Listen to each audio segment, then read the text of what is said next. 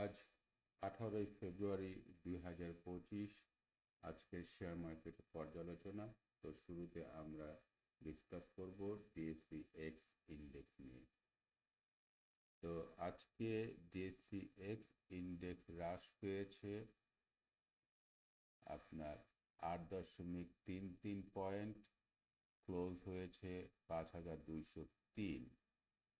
তো 5200 পয়েন্টে তার একটা রেজিস্ট্যান্স ছিল এবং সেই রেজিস্ট্যান্সটা যথারীতি ডিএসসি ইন্ডেক্স আপনার মেনটেন করেছে।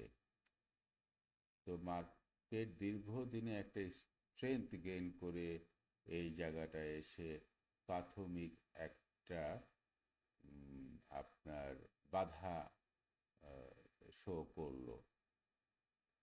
তো ভলিউম অতীতের চেয়ে বৃদ্ধি পেয়েছে, এইটা একটা ইন্ডিকেশন। এবং এই যে আজকে যে মার্কেট আপনার 8 পয়েন্ট নেগেটিভ হলো 200-তে এসে, তো এইটা মার্কেটের এক ধরনের আমি বলবো দুর্বলতা শো করলো আজকে মার্কেটে। এই জায়গাটা ব্রেক হওয়ার দরকার ছিল। এই উত্থানের ছোট ছোট আপনার এই উত্থানের যে কন্টিনিউশন ছিল সেটাকে যদি আপনার আরও সামনের দিকে নিতে হতো, তাহলে এই জায়গাটা আজকে ব্রেকআউট হওয়ার একটা দরকার ছিল। কিন্তু যেহেতু হয়নি এই জায়গাটায় ব্রেকআউট, তাহলে এই মুহূর্তে আমরা সেখানে আশাবাদী কম হব বা কম হতে হচ্ছে আমাদেরকে। আর এই ব্রেকআউটটা হতে গেলে ফান্ডামেন্টাল যে শেয়ারগুলো আছে মার্কেটে, সেই শেয়ারগুলোকে আসলে তাদের প্রাইস হাইক হতে হবে। যেহেতু তাদের প্রাইস হাইক হতে পারেনি, এই জন্য এটা আপাতত এখান এখান থেকে এই মুহূর্তে আশাবাদী হওয়া যাচ্ছে না। এই হলো ওভারঅল মার্কেটের এই মুহূর্তে। তবে এটা কিন্তু ফাইনাল দুর্বল ইন্ডিকেশন না, এটা প্রাথমিক একটা দুর্বলতার ইন্ডিকেশন। এটা কয়েকদিন পর নাও থাকতে পারে, চিত্র ভিন্ন হতে পারে। মেবি তার আপ ট্রেন্ডে সে কন্টিনিউ করার জায়গা তৈরি করবে, কিন্তু এই মুহূর্তে যে তৈরি করতে পারছে না সেটা নিশ্চিত। এটা নিশ্চিত হতে হচ্ছে আমাদেরকে। চেষ্টা করেছিল, পারে নাই। তারপরে আমরা মেবি এই জায়গাটাতেই থাকবে কিছুটা। বড় কোনো আমরা মুভমেন্ট এখান থেকে সামনের দিকে মুভমেন্ট আমি আশা করছি না এই মুহূর্তে। এখন আমরা ইন্ডিভিজুয়াল কিছু স্ক্রিপ্ট নিয়ে ডিসকাস করব। তাহলে আমি শুরুতে এসিআইটা দেখি। এসিআই আজকের দিনে যে ধরনের ক্যান্ডেলস্টিক তৈরি করেছে, সে কিন্তু একটা আপ ট্রেন্ডে আছে। আপ ট্রেন্ডে আছে, কিন্তু এই জায়গায় এই যে প্রাইস 152, সেখানে সে একটা রেজিস্ট্যান্স ফেস করছে। তারপরও এই শেয়ারটাতে আপনার ইনভেস্টরদের একটা আকর্ষণ লক্ষ্য করা যাচ্ছে, সেটা স্টিল সে আকর্ষণটা এইখানে আছে এই শেয়ারটাতে, এবং দুর্বল হয় নাই। ও দুর্বল খুব একটা বেশি হয় নাই। এখান থেকে তার একটা প্রাইস বৃদ্ধির সম্ভাবনা এই মুহূর্তে আছে, কিন্তু তার জন্য তার আসলে ভালো একটা পজিটিভ ভলিউম লাগবে, এবং সেটা ক্রিয়েট হতে পারে যে কোনো সময়। এরপরে আমরা অ্যাডভেন্ট দেখি একটু। অ্যাডভেন্ট পরপর 3 দিন প্রাইস হ্রাস পেল। তো এটার আরএফআই ইন্ডেক্স 45 ও নেগেটিভ ট্রেন্ডে আছে, খুব একটা প্রাইস বৃদ্ধির আশা এখান থেকে করা যাচ্ছে না। আচ্ছা, আফতাবটো আজকে তার প্রাইস হ্রাস পেয়ে ক্লোজ হয়েছে 35 টাকা 40 পয়সায়। এবং সেই এই রেঞ্জে অবস্থান করছে, তার RSI 45.39। তবে এইখানে তার একটা এইখানে তার একটা রেজিস্ট্যান্স হিসাবে কাজ করছে এই জায়গাটাতে, সেখানে সে মুভিং এভারেজে অবস্থান করছে। তো আপাতত প্রাইস বৃদ্ধি না পেলেও সে বা আগামীকাল প্রাইস কিঞ্চিৎ বৃদ্ধি পেলেও বৃদ্ধি পাওয়ার একটা সম্ভাবনা আছে হয়তো, আর না হলে এখান থেকে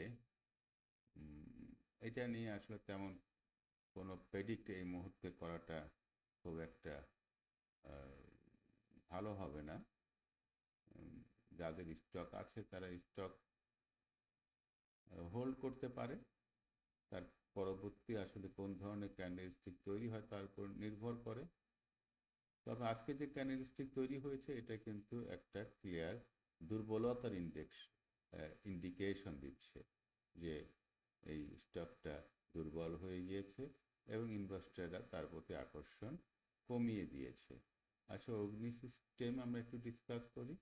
হ্যাঁ, অগ্নি সিস্টেম আপনার পজিটিভ ট্রেন্ডে সে আছে এবং তার প্রাইস আজকে বৃদ্ধি পেয়েছে, বৃদ্ধি পেয়ে প্রাইস ক্লোজ হয়েছে আপনার আজকে 26 টাকা 80 পয়সা, হাইস উঠেছিল 27 টাকা 80 পয়সা। এটা কি আজকে? না না, হ্যাঁ আজকে ক্লোজ হয়েছে আপনার 27 টাকা 10 পয়সা তার। অতএব ওর এই শেয়ারটা আপনার প্রাইস বাড়ার সম্ভাবনা আছে, ইন্ডিকেশন তাই বলে। প্রাইস বৃদ্ধি পেতে পারে আগামী দিনগুলোতে। আপনার এই অগ্নি সিস্টেমটা আপনাদের ওয়াচ লিস্টে অন্তর্ভুক্ত করতে পারেন। আমরা মিউচুয়াল ফান্ড দেখি। মিউচুয়াল ফান্ড আজকে ভালো প্রাইস ফল করেছে। মিউচুয়াল ফান্ডের প্রায় 2.82% ফল করেছে, ক্লোজ হয়েছে আপনার 6.90-তে। তবে এইটা কিন্তু 6.9 তার একটা রেজিস্ট্যান্স, ভালো রেজিস্ট্যান্স। এই লেভেলে অনেকে এন্ট্রি নেবে হয়তো, দেখা যাক এন্ট্রি নেয় কি না। কিন্তু তার ম্যাক যে ইন্ডিকেশন দিয়েছে, ম্যাক একটা সিগন্যাল ইন্ডিকেশন দিয়েছে, সেটা একটা দুর্বল যে সিগন্যাল, যে সেলফ সিগন্যাল ইন্ডিকেশন দিয়েছে সেটা, সেই ইন্ডিকেশনটা দুর্বল। তারপরও আগামী দিনে প্রাইস ফল হওয়ার সম্ভাবনা আছে, তবে ভলিউম যেহেতু খুবই কম, সেটা একটা লক্ষণীয় বিষয়। অতএব এখান থেকে প্রাইস হয়তো খুব বেশি একটা পড়বে না। তারপর আমরা আল আরাফা দেখি। আল আরাফা, হ্যাঁ আজকে প্রাইস ভালো বৃদ্ধি পেয়েছে। তার বলিঙ্গার ব্যান্ডে আপার ব্যান্ড সে টাচ করেছে, আপার ব্যান্ডে ক্লোজ হয়েছে সে 19 টাকায়। ভলিউম ভালো জেনারেট হয়েছিল। তো এইখান থেকে যদি তার প্রাইস আগামীকাল যদি ভালো বৃদ্ধি পায় তাতে অবাক হওয়ার কিছু নাই। তার পজিশনটা অনেকটা এরকমই সে একটা পজিশন ক্রিয়েট করেছে। আমরা আগামী দিন তার একটা ভালো মুভমেন্ট আশা করছি আল আরাফা ব্যাংকের। তারপরে আমরা ডিসকাস করব, চলে যাই দ্রুত আপনার বিএসআরএমটা একটু দেখি। বিএসআরএম স্টিল ওকে, আজকে চমৎকার একটা সে পজিশন নিয়েছে। তার ভলিউম বৃদ্ধি পেয়েছে অতীতে দিনগুলোর চেয়ে, তার প্রাইসও বৃদ্ধি পেয়েছে। যুদ্ধ বিএসআরএম খুব স্লো একটা আইটেম ছিল দীর্ঘদিন ধরে, প্রাইস সামান্য সামান্য ওঠানামা করতো, তার ব্যান্ড খুব সরু হয়ে আসছিল। তো আজকে সে ব্যান্ডের আপার ব্যান্ড টাচ করেছে। এখন এই ব্যান্ডটা সে ক্রস করতে পারে কিনা দেখার বিষয়, পরীক্ষার দিন আগামীকাল। তবে তার ম্যাক যে সিগন্যাল দিচ্ছে, তার আরএসআই যে সিগন্যাল দিচ্ছে, সবগুলো যদি আমরা কম্বাইন করি তাহলে আগামীকাল তার ভালো একটা প্রাইস অ্যাকশন দেখব বলে আশা করা যায়। বেক্স ফার্মা আমরা দেখি। বেক্স ফার্মা আজকে তার ভালো প্রাইস দিয়ে ওপেন হয়েছিল, কিন্তু দিনের শেষে বেশি কমে নাই, ওই জায়গাটাই আছে, কিন্তু ভলিউম খুব একটা বেশি না। তারপরও বলা যায় বেক ফার্মা তার একটা অবস্থান, ভালো অবস্থান সে ধরে রেখেছে, যদিও খুব একটা বেশি এখান থেকে এই মুহূর্তে যে বৃদ্ধি পেয়ে পাবে সেটা খুব একটা আশা করা যাচ্ছে না, তবে কমবে যে সেটাও না। তারপরে আমরা এর পরবর্তী যে শেয়ারটা নিয়ে ডিসকাস করব, দেখি আমরা এক্সিম ফার্স্ট মিউচুয়াল ফান্ড একটু দেখি। হ্যাঁ, আজকে সে একটা ভালো প্রাইস অ্যাকশন দিয়েছে উইথ ভলিউম। গত 2 দিন তো সে ভালো ভলিউম জেনারেট করেছিল এবং সে কিন্তু পজিটিভ ট্রেন্ডে প্রবেশ করেছে। হ্যাঁ, RSI 68 এই মুহূর্তে, তাহলে এই মিউচুয়াল ফান্ডটা ভালো অ্যাট্রাকশন ড্র করতে পেরেছে ইনভেস্টরদের কাছ থেকে। আজকে 3 টাকা 40 পয়সা ক্লোজ হয়েছে এবং 3 টাকা 50 পয়সা তার হাইস্ট উঠেছিল। তারপরে আমরা এখন ডিসকাস করব, দেখি জিপিটা একটু দেখি। হ্যাঁ, জিপি আজকে প্রাইস হ্রাস পেয়েছে, এটা জিপির জন্য একটা দুর্বল সিগন্যাল। যেখানে আশা করা হচ্ছিল জিপি তার ব্রেকআউট করবে, সে ব্রেকআউট করেছে, তার যে ট্রেন্ড ছিল ট্রেন্ডের বাইরে সে চলে এসেছে। তারপরে সে তার এখানে প্রফিট টেকিং হয়েছে, তবে আসার বিষয় হচ্ছে যে ভলিউম খুব একটা বেশি জেনারেট হয়নি। অতএব আমরা বলতে পারি জিপি উইক হ্যান্ড থেকে স্ট্রং হ্যান্ডে ট্রান্সফার হয়েছে। জিপি কিন্তু ক্লিয়ার একটা পজিটিভ ট্রেন্ডে অবস্থান করছে। এখন আগামীকাল জিপি প্রাইস এখান থেকে কমার সম্ভাবনা, যদি কমে, সে যদি আবার তার পুরনো ট্রেন্ডে ফিরে আসে, তাহলে জিপি একটা শর্ট টার্ম আপনার দুর্বলতা প্রকাশ করবে। আর যদি এই ট্রেন্ডটা ধরে রাখে, যে ট্রেন্ডটা সে নতুন ক্রিয়েট করেছে, যেটা হচ্ছে তার যে ব্যান্ডের বাইরে আপার ব্যান্ড তার বর্তমান সময়ের রেজিস্ট্যান্স হিসেবে কাজ করছে, এর উপরে যদি থাকে, তাহলে আমরা ধরে নেব যে জিপি স্টিল একটা আপনার প্রাইস ব্রেকআউট হওয়ার একটা সম্ভাবনা সে তৈরি করে রাখবে। তো আগামীকালকে জিপির প্রাইস অ্যাকশনটা খুবই ইন্টারেস্টিং হবে, দেখা যাক সেটা সে জিপি ধরে রাখতে পারে কিনা। কিন্তু এই যে আজকে যে ক্লোজ হয়েছে 343 টাকা 80 পয়সা, এইটার নিচে নামাটা হবে দুঃখজনক জিপি ইনভেস্টরদের জন্য এই মুহূর্তে। আচ্ছা, গোল্ডেন সনটা একটু দেখেন। গোল্ডেন সন আজকে মোটামুটি ভালো ভলিউমে প্রাইস অ্যাকশন করেছে, ক্লোজ হয়েছে 13 টাকা 90 পয়সায়। নাও লেটস ডিসকাস অ্যাবাউট ইবনে সিনা একটু দেখি। ইবনে সিনা নিয়ে তেমন কোনো ইন্ডিকেশন তৈরি করেনি, তার রেঞ্জের ভিতরেই আছে। আমি এরপর লিন্ডে বিডি একটু ডিসকাস করব।